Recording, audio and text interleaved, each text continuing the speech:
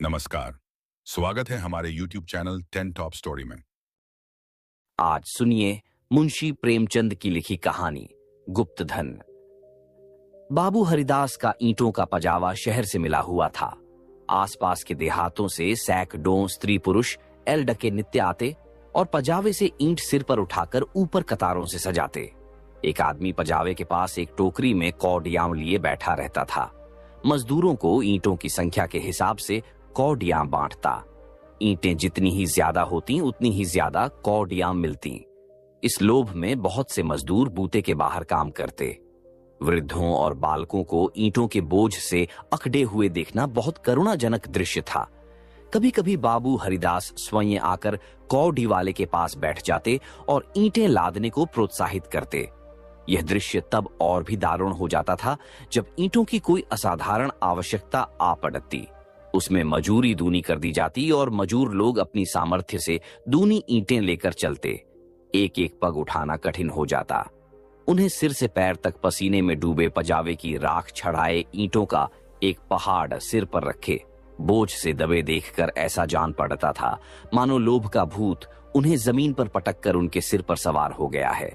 सबसे करुण दशा एक छोटे एलडके की थी जो सदैव अपनी अवस्था के एलडकों से दुगनी ईंटें उठाता और सारे दिन अविश्रांत परिश्रम और धैर्य के साथ अपने काम में लगा रहता।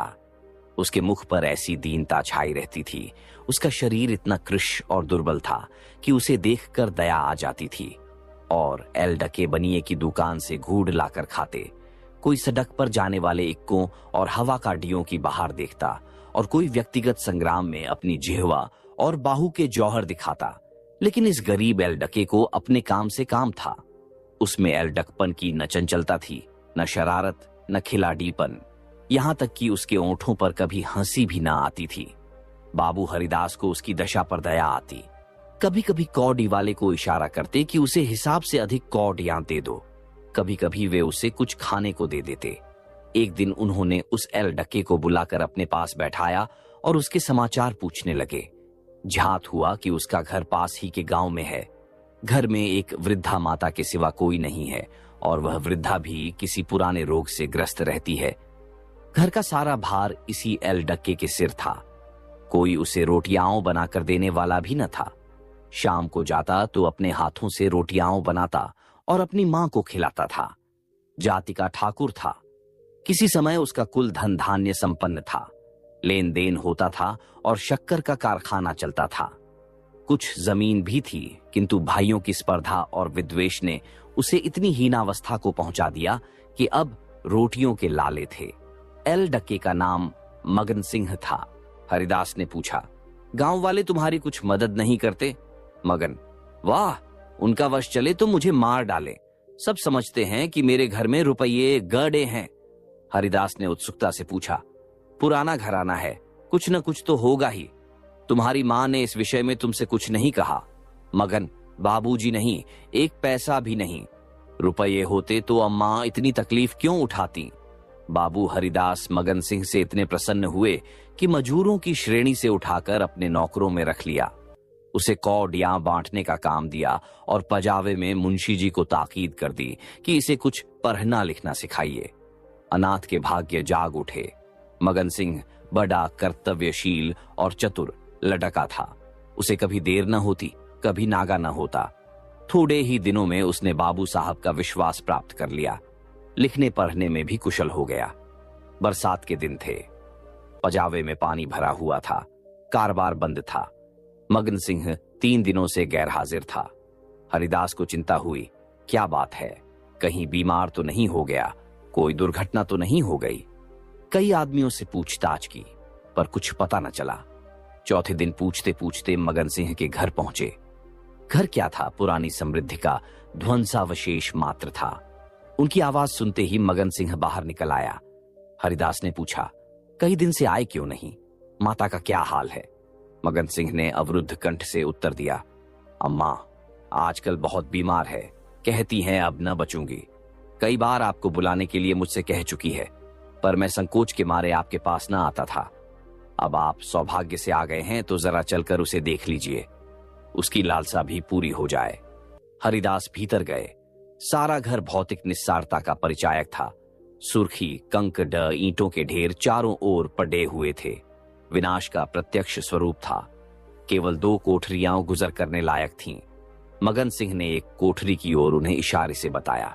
हरिदास भीतर गए तो देखा कि वृद्धा एक सजडे हुए काठ के टुकड़े पर पौड़ी कराह रही है। उनकी आहट पाते ही आंखें खोलीं और अनुमान से पहचान गई। बोली, आप आ गए। बड़ी दया की, आपके दर्शनों की बड़ी अभिलाषा थी। मेरे अनाथ बालक के नाथ अब आप ही हैं। जैसे आपने अब तक उसकी रक्षा की है, वह निगाह उस पर सदैव बनाए रखिएगा। मेरी विपत्ति के दिन पूरे हो गए।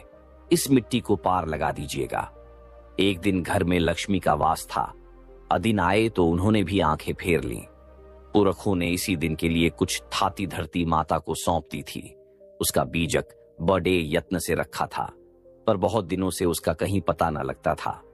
मगन के पिता ने बहुत खोजा पर न पा सके, नहीं तो हमारी दशा इतनी हीन न होती।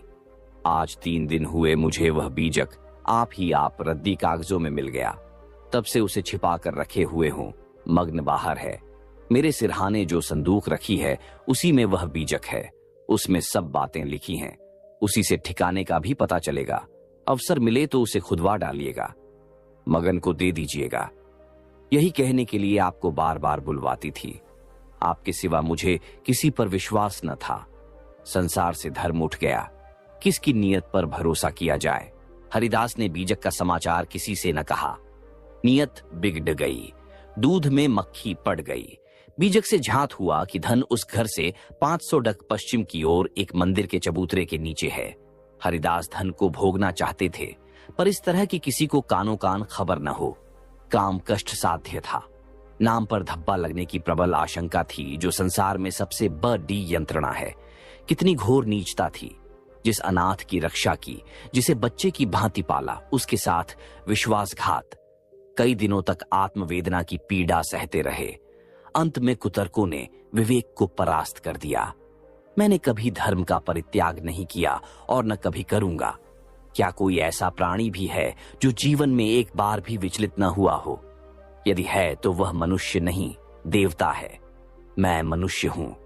मुझे देवताओं की पंक्ति में बैठने का दावा नहीं है। मन को समझाना बच्चे को फुसलाना है। हरिदास सांख को सैर करने के लिए घर से निकल जाते। जब चारों ओर सन्नाटा छा जाता तो मंदिर के चबूतरे पर आ बैठते और एक कुदाली से उसे खोदते। दिन में 2-1 बार इधर उधर ताक झांक करते कि कोई चबूतरे के पास खड्डा तो नहीं है। रात की निस्तब्धता में उन्हें अकेले बैठे ईंटों को हटाते हुए उतना ही भय होता था जितना किसी भ्रष्ट वैष्णव को आमिष भोजन से होता है। चबूतरा लंबा चौड़ा था। उसे खोदते 1 महीना लग गया और अभी आधी मंजिल भी तय न हुई। इन दिनों उनकी दशा उस पुरुष की सी थी जो कोई मंत्र जगा रहा हो। चित्त पर चंचलता छाई रहती। आंखों की ज्योति तीव्र हो गई थी। बहुत गुमसुम रहते, मानो ध्यान में हो। किसी से बातचीत न करते। अगर कोई छेड़ कर बात करता तो झुंझला पड़ते। पजावे की ओर बहुत कम जाते। विचारशील पुरुष थे। आत्मा बार बार इस कुटिल व्यापार से भागती। निश्चय करते कि अब चबूतरे की ओर न जाऊंगा, पर संध्या होते ही उन पर एक नशा सा छा जाता। बुद्धि विवेक का अपहरण हो जाता। जैसे कुत्ता मार खाकर तो देर के बाद टुकड़े की लालच में जा बैठता है, वही दशा उनकी थी। यहां तक कि दूसरा मास भी व्यतीत हुआ। अमावस की रात थी। हरिदास मलिन हृदय में बैठी हुई कालिमा की भांति चबूतरे पर बैठे हुए थे। आज चबूतरा खुद जाएगा। जरा देर तक और मेहनत करनी पड़ेगी। कोई चिंता नहीं। घर में लोग चिंतित हो रहे होंगे, पर अभी निश्चित हुआ जाता है कि चबूतरे के नीचे क्या है। पत्थर का तहखाना निकल आया तो समझ जाऊंगा कि धन अवश्य होगा। तहखाना न मिले तो मालूम हो जाएगा कि सब धोखा ही धोखा है। कहीं सचमुच तहखाना न मिले तो बड़ी दिल लगी हो, मुफ्त में उल्लू बनूं। पर नहीं, कुदाली खटखट बोल रही है। हां, पत्थर की चट्टान है। उन्होंने टटोल कर देखा। भ्रम दूर हो गया। चट्टान थी। तहखाना मिल गया। लेकिन हरिदास खुशी से उछले कूदे नहीं। आज वे लौटे तो सिर में दर्द था। समझे थकान है, लेकिन यह थकान नींद से न गई। रात को ही उन्हें जोर से बुखार हो गया। 3 दिन तक ज्वर में पड़े रहे। किसी दवा से फायदा न हुआ। इस रुग्णावस्था में हरिदास को बार बार भ्रम होता था कहीं यह मेरी तृष्णा का दंड तो नहीं है। जी में आता था मगन सिंह को बीजक दे दूं और क्षमा की याचना करूं, पर भंडाफोड़ होने का भय मुंह बंद कर देता था।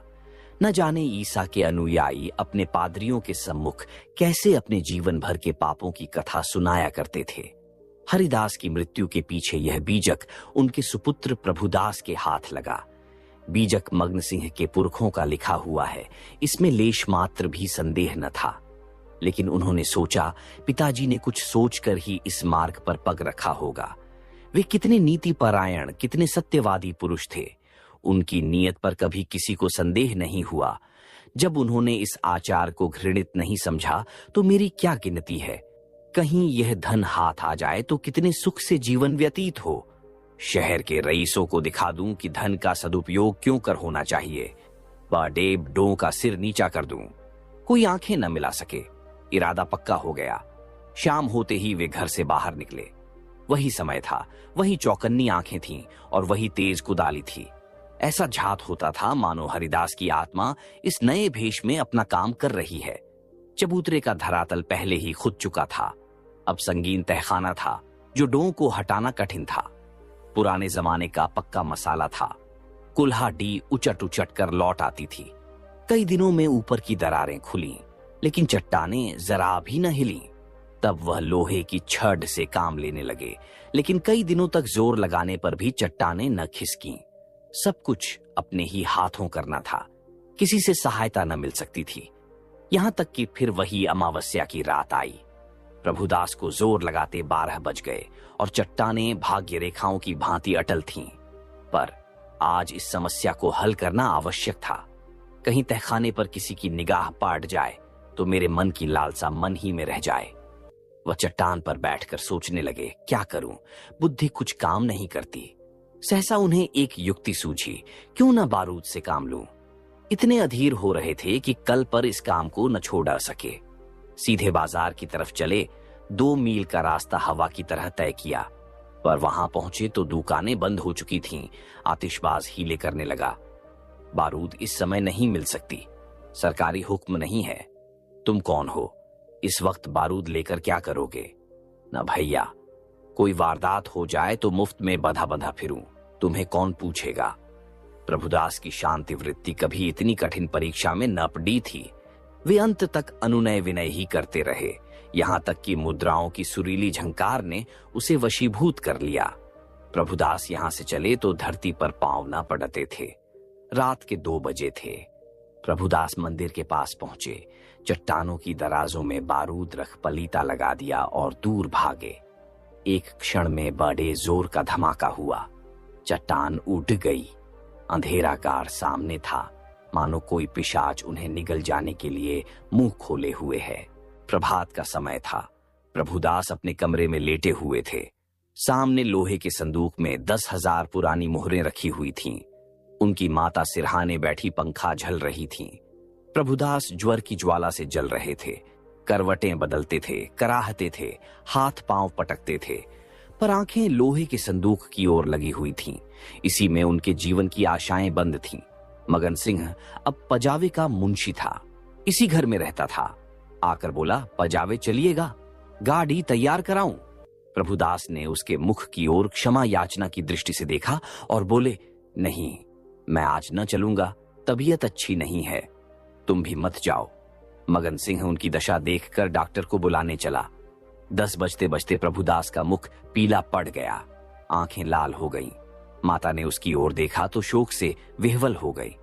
बाबू हरिदास की अंतिम दशा उनकी आंखों में फिर गई। जान पटता था, यह उसी शोक घटना की पुनरावृत्ति है।